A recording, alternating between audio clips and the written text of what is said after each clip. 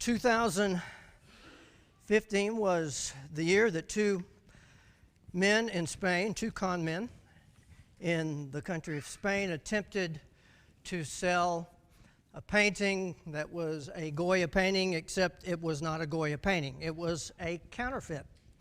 And yet they made arrangements with a go-between with a supposed Arab sheik who wanted to buy that painting, and they made those arrangements. And so with about the equivalent of $2 million US, it was actually Swiss francs, the painting was sold, and they thought they had gotten away with it until they decided to deposit those banknotes, those Swiss franc banknotes, in Geneva. And when they did that, it was found out that they were paid in fake currency. So ironically, these two con men are trying to carry on a masquerade and get away with it, and then they are conned themselves.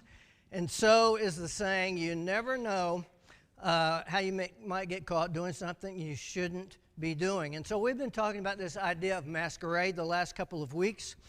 We are talking about what is genuine faith, what is true religion, what is sincere religion. We want to be real with God. We want to not be like the scribes and the Pharisees, and we'll talk about them here in just a minute. But understanding that God is concerned about everything in our lives. He's concerned about how we live. He's concerned about how we treat other people.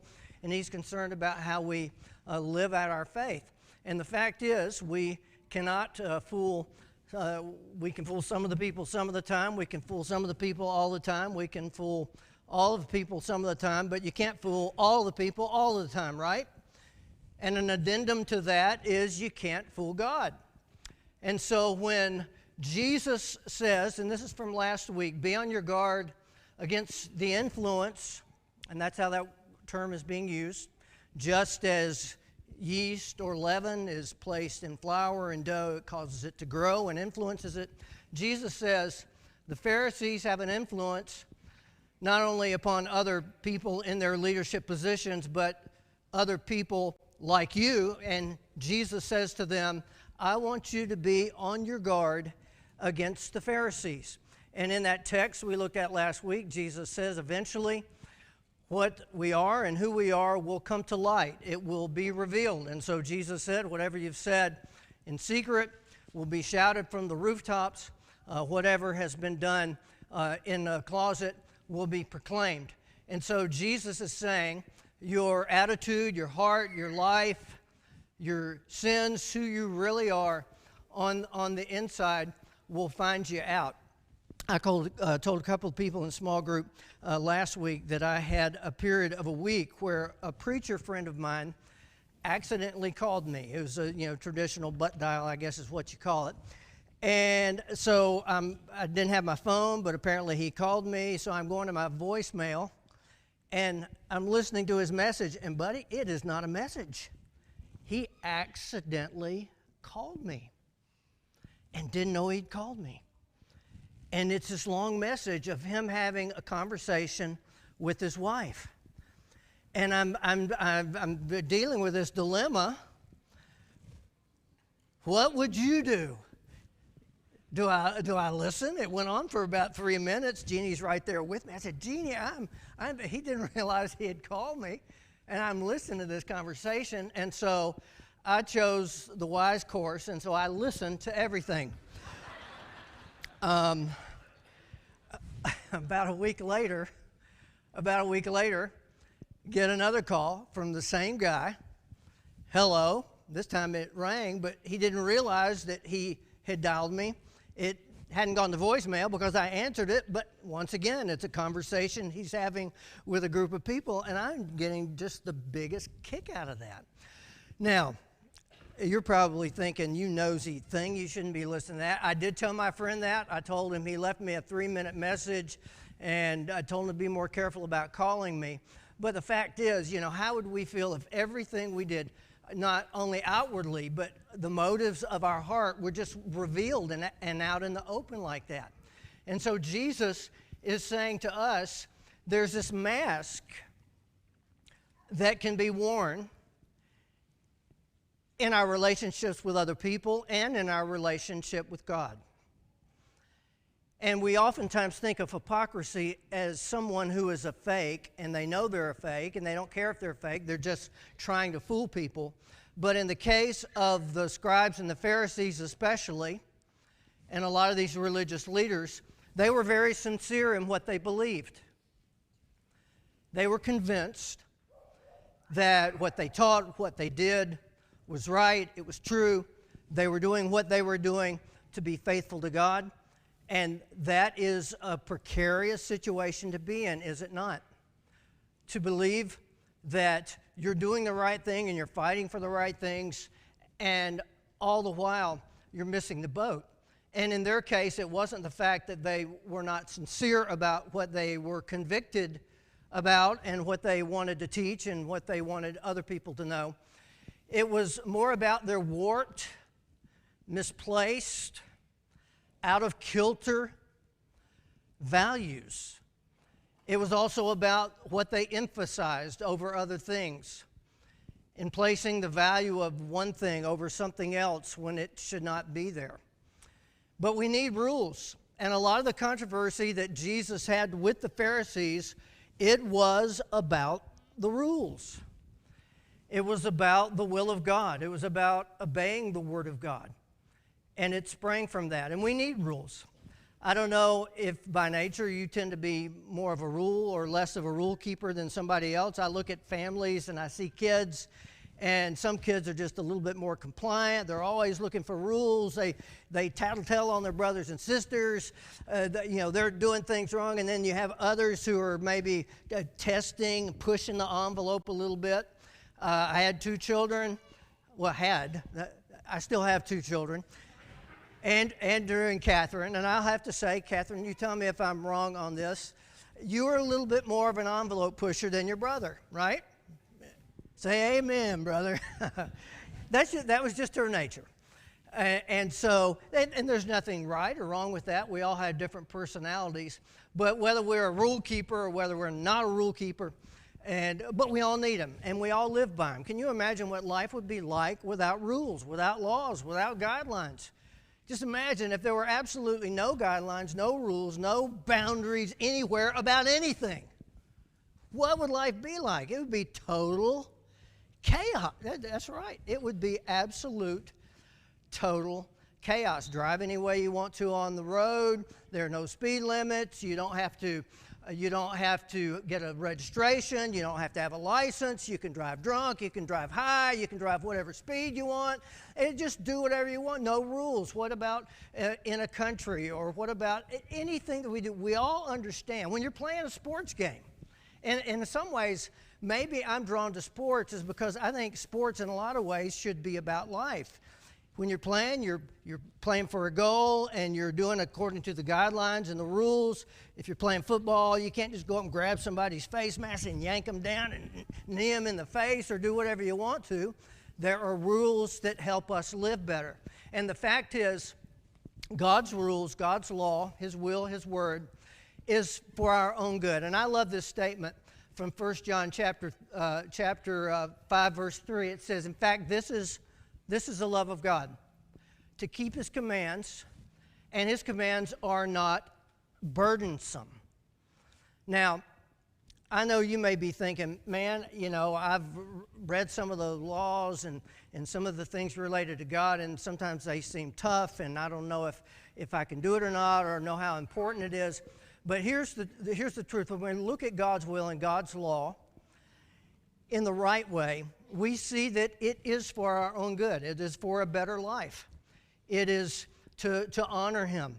And even when you you go, for example, to the Old Testament, and you look at a book like Leviticus, and the book of Leviticus just seems like one of those books that has all these complicated rules and laws about the temple, about how to do that, and it's very precise in the teaching about what goes on at the temple. There is a point behind that.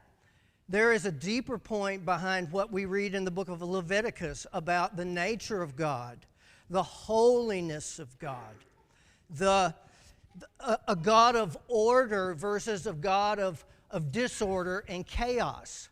And so even some of those Old Testament laws that in some ways are hard for us to understand, or maybe we wonder why they did them, there was a purpose in that. And I think of something right now just as simple as the golden rule. We know that. We know Jesus said, treat other people the way you'd like to be treated. It's right there in the Bible. Jesus said it on several occasions.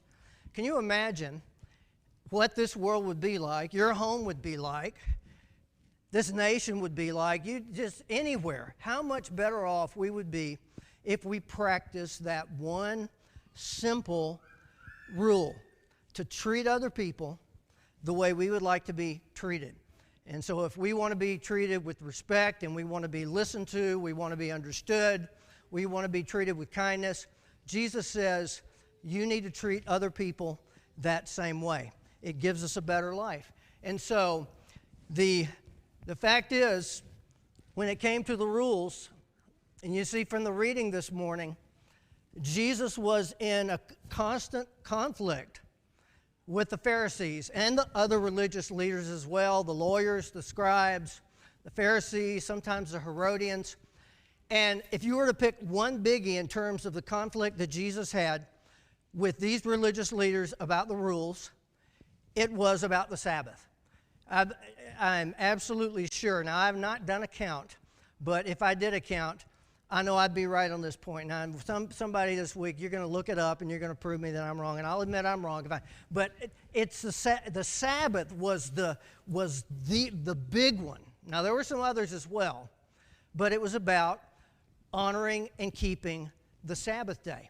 And so in Mark chapter 2, in that section just right before our reading this morning, Jesus and the disciples on the Sabbath day, they're walking through a field. And as they're walking through that field, there was an allowance. If there were some sheaves that were left and not all the grains were cut, you could go by and you could take some of that. But the law said, or their rules said, you could not do that on the Sabbath day because that would mean you were working. And so this is how it played out. On the Sabbath, Jesus was going through the grain fields. As the disciples walked along, they began to pick some heads of grain. The Pharisees said to him, "Look, why are they doing what is unlawful? It's against the law, it's against the rules on the Sabbath." He answered, "Have you not read that David, when he and his companions were hungry and in need? In the days of Abiathar the high priest, he entered the house of God and ate the consecrated bread, which is lawful only for the priest to eat.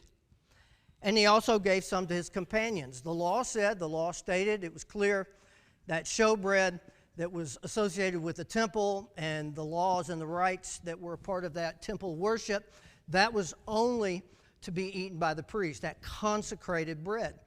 And yet David and his men, at the desperate situation, they're on the run, they're hungry, and they ate that bread. And Jesus says, now, it may have been breaking, in a sense, the letter of the law on that occasion, but what they did not break the spirit of the law. And Jesus here is not giving us some new hermeneutic to justify anything that's done that's not explicitly said, but he does make a point. He gave some to his companions, and it was an exception. It wasn't the rule, but it was an exception to the rule. And then he said to them, "The Sabbath was made for man, not man for the Sabbath. So the Son of the Man is Lord even of the Sabbath." And so it was very much a concern of the average Jew of that day, and therefore the leadership as they taught them, to make sure that you follow and honor the Sabbath day.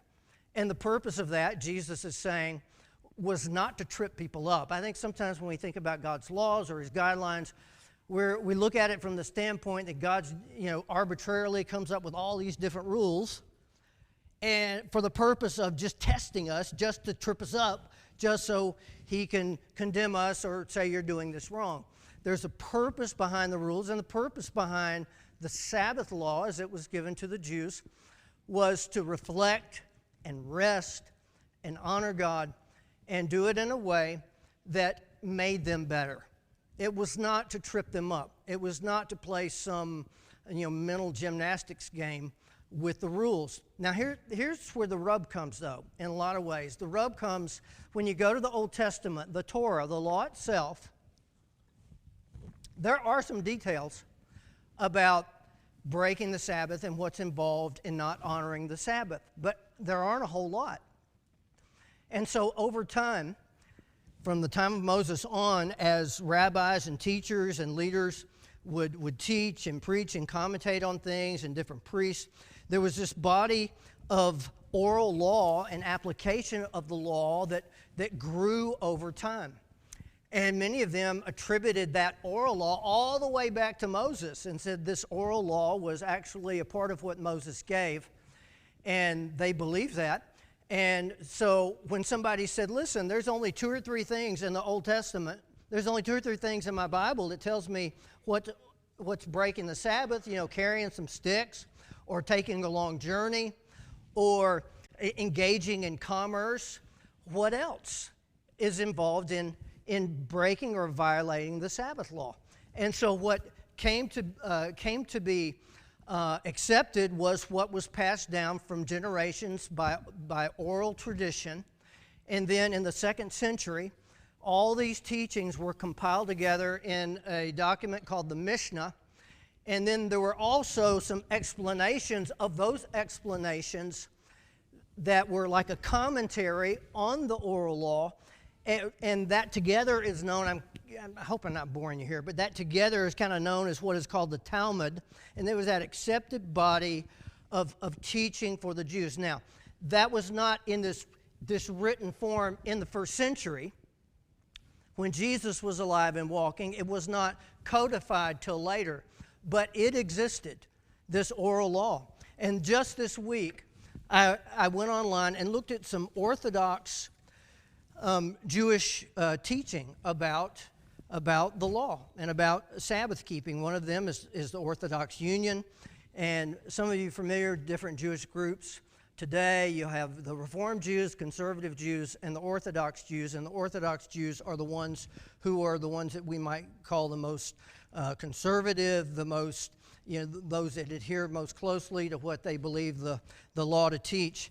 And they actually have a commentary on the Sabbath, which is, like these 39 codes that were codified in the 2nd century, but existed during the time of Christ, and it listed different categories of work. And it came about because people wanted to know. They wanted to understand. I don't want to break the law. And so if I'm carrying a bunch of sticks and carry them from here to there, and the consequence of that, and there's an example of that in the Old Testament, if I'm found guilty and I'm stoned, put to death, that literally happened in the Old Testament, buddy, I don't want to be, right? Aren't you concerned about obeying the law and doing the law in the right way? They wanted to know, is this work? Is this work? Can I do this? Can I do that? So then they came up with all these different categories of work: carrying, burning, extinguishing, finishing, writing, erasing, cooking, washing, sewing, tearing, knotting, untying, shaping, plowing, planting, reaping, goes on and on and on. And so one of the categories is carrying. And that's one of the few places in the Old Testament where you do have a detail about what would be breaking the Sabbath, the man who was carrying the sticks. But he goes on to say, that this guy admits, this Orthodox Jew, that is one that is mentioned, but you also, some other laws, and it wasn't just about the Sabbath, it was about everything.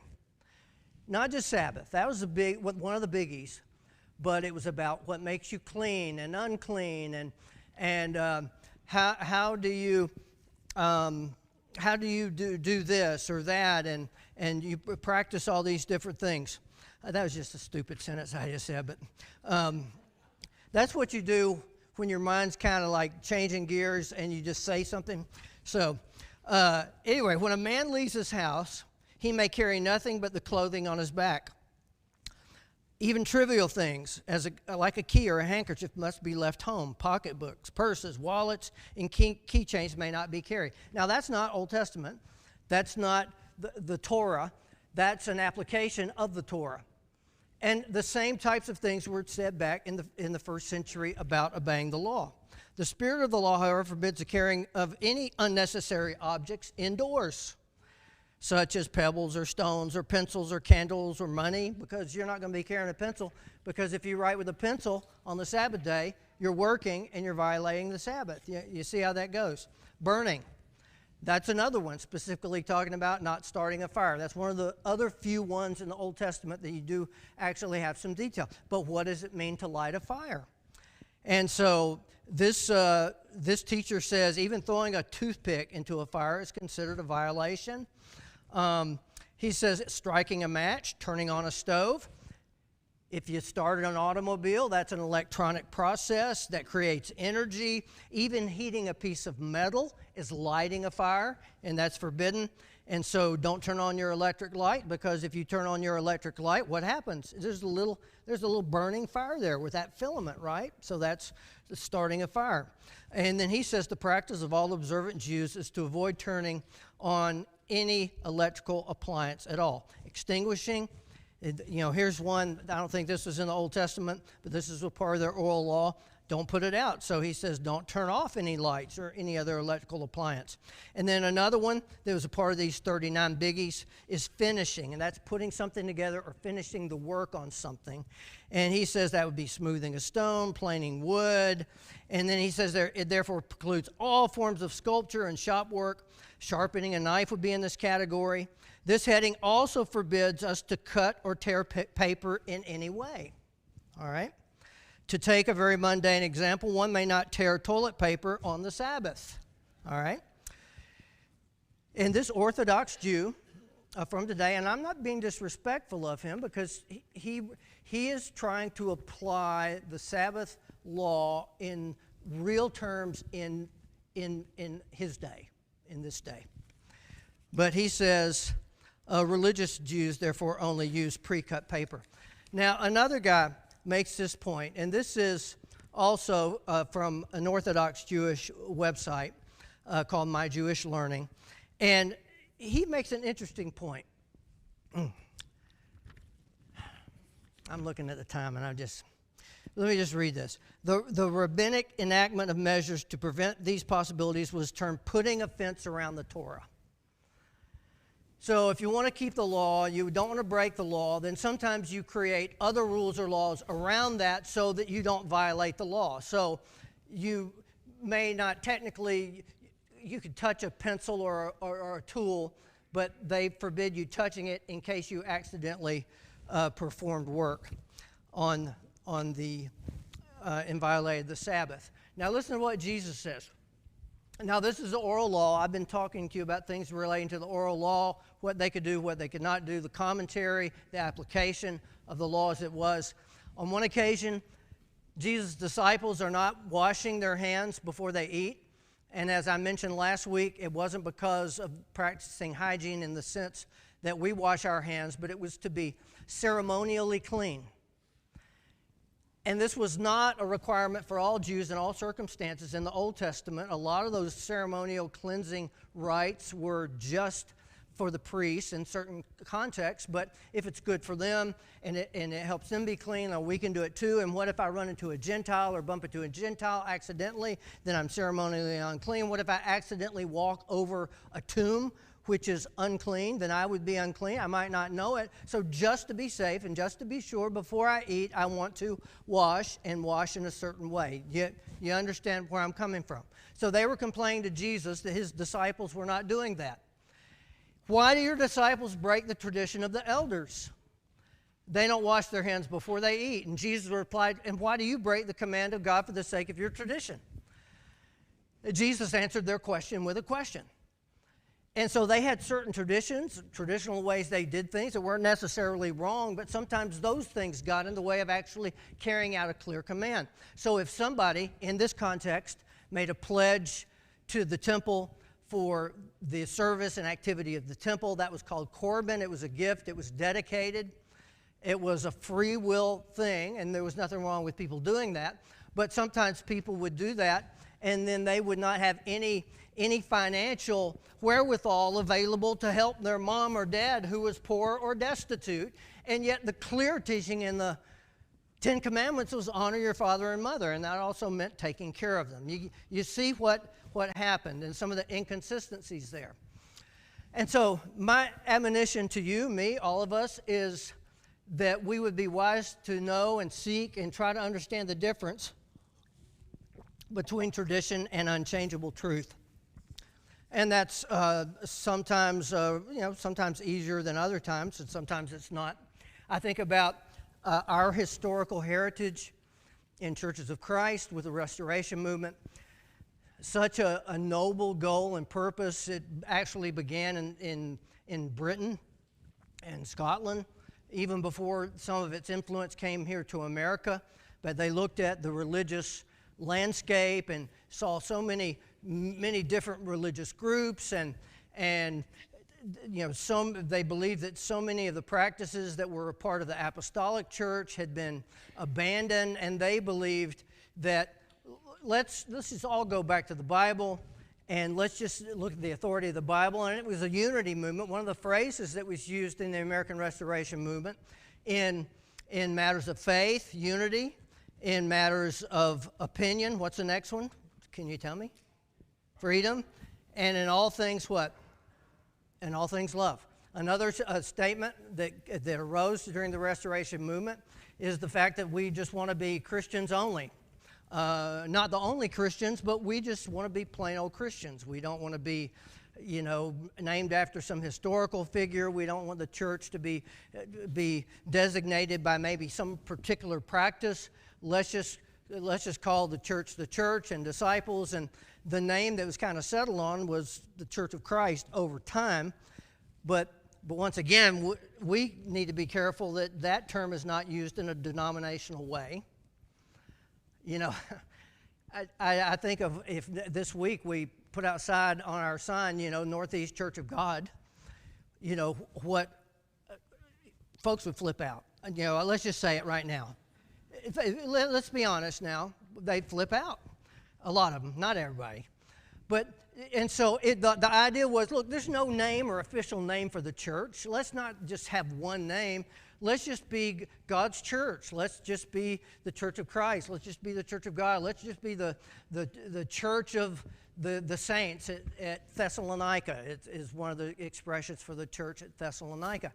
And so it was a noble pursuit, and a lot of good was done. I think, with teaching, for example, about baptism, not being for those who were babies, that those who believed in Bible times, they had enough belief to have faith, and so, but some of them practiced immersion and sprinkling, and as these groups continued to preach and teach, they eventually came to the conclusion that biblical baptism was immersion based on the teaching, the meaning of the word, and that sort of thing. So that just gives you a little history of what led to wanting to do things right and do things biblically, and yet we need to be careful here. We say we want to be silent where the Bible is silent and speak where the Bible speaks. Sometimes we don't always do that. I know I don't always do that, and we want to be consistent. And sometimes it's a struggle figuring out what you do with the silence and what you don't do with the silence. I know some things are pretty clear, some things aren't. I know the Bible teaches modesty, for example. But how do you define modesty? I remember about the second year we were here. You remember when Stan? It was a Sunday night. I'm not going to mention his last name. Good old Stan. He and his wife moved here from California. And, of course, red flag, right? Immediately came from California. I'm just joking. Take that part out of my sermon. Okay, I don't want that to go viral. And he was asked to lead a couple of songs, and he walks up there. He's in his shorts. Now, it's not 2022. It's 1980-something.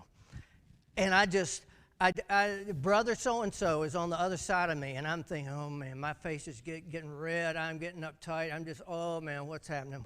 Well, it definitely hit the fan after that night. One of our leaders goes up to him and just, reads him the riot act. And the fact is, that was a matter of preference, I guess, versus like this is the law. This is how we do things around here. But I went to visit one of our members several years ago, a lady, and I think I may have told you this story before, and she told me very proudly that she used to sit right back there, and she said, we had a guest at church, and we were singing, and that lady raised her hands while we were singing, and she said, I just couldn't not say anything. So I leaned over to her, and I said, we don't do that around here. Wow. So is the scripture silent on raising holy hands to God? No, that's one that's actually in there. And I'm not saying you have to raise your hands in the assembly. It's a certain way to pray, but I don't think she was practicing being silent where the Bible's silent and speaking where the Bible speaks, which leads me to some discussions about some of our practices. And I tell you what, I may say some of this for next week because I am determined not to preach 40 minutes this morning. So I'm going to skip this. Does this whet your appetite to see what I'm going to say next week about this? All right. But this is just some of the things in restoration movement where there has been disagreements and controversy and other things as well. And I wanted to talk about some of these things, but we'll do that next week, okay? Very quickly. I want to finish this up next week. I'd rather want you wanting more than looking at your watch and doing this. Let's admit we're all creatures of habit. And we all have preferences. Sometimes those preferences are based on our convictions, what we believe is right and true and biblical. Sometimes it's just a matter of, I don't like that. And I'd rather do it this way. And I'm used to this. And it's not always easy to determine that stuff. We'll talk more about that next week. Let me just mention this here. Think for yourself. Please try to think for yourself and develop your own faith. I'm going to say more about that next week as well. We may have convictions or do things based on what Mama and Daddy told us or what the church tells us or what some honored leader says to us. We want to seek to have our faith, our own faith. And then we want to ask ourselves this question. This is a little preview for next week. Do you love the rules more than you love the lawgiver himself? That's an important question because the scribes and the Pharisees, that whole group of leaders as a whole, they loved the rules. And yet Jesus told them you tithe your mint and anise and cumin, and yet you neglect the weightier matters of the law, such as the love of God. Weightier matters. Some things are more important than others, and especially loving the lawgiver himself. And are you more concerned about keeping the rules than caring for others? And that's what these two controversial things right here in Mark 2 and 3 are about. He's healing a man. He's healing a man, and yet the oral law said you don't do something like that unless you're saving a person's life. Now, where did that come from? That did not come from what was said in the Old Testament. It came from the teachers and the rabbis over time gathering these things together and saying this is how it is. And so I want to close with this one. Choose personal faith and life in Jesus. That's the challenge. And I love what Jesus says to this group of people in John 5, some of whom were Pharisees, arguing about the Sabbath in the context. Jesus said to them, you study the scriptures diligently because you think that in them you have eternal life. These are the very scriptures that testify about me. Yet you refuse to come to me that you may have life. Ultimately, it's about being led to personal faith and commitment in Jesus. And so even when somebody obeys the gospel and is baptized into Christ, the faith is not in the water. The faith is not in your performance. The faith, the trust, the reliance is in a person, Jesus Christ. And we're not converted to a system per se or our vision of what we think the church is or isn't. We are converted to Jesus. And if we're converted to Jesus first, then we're going to be concerned and do the things that he's calling us to do in the right sort of way. I want to apologize to you. I spent too much time on that stuff related to the Sabbath law, but I will get to this next week. And I want you to think about what we've talked about up to this point, and we want you to let us know if you need us to help you, encourage you in any way. If you want to commit your life to Jesus and be baptized, let us know, and we can take care of that anytime. And so, thank you for your good attention. Let's not forget those main points, and there'll be more next week, okay? God bless you all. Let's sing a song. Let's all stand.